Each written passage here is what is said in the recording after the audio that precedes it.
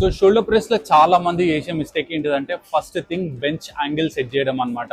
Bench angle చాలా straight గా 90 degrees కి ప్లేస్ చేసి పెడతారు అనమాట.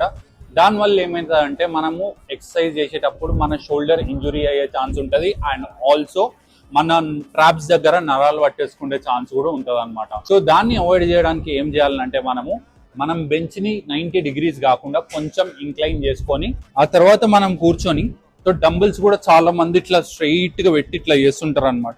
దానివల్ల కూడా మనకు షోల్డర్ ఇంజురీ అయ్యే ఛాన్స్ ఉంటుంది. దాన్ని ఎట్లా కరెక్ట్ చేసుకోవాలంటే ఇక్కడ ఇట్లా స్ట్రైట్ గా పెట్టకుండా కొంచెం 45 degrees లో పెట్టి ఆ తర్వాత పుష్ చేయాలి.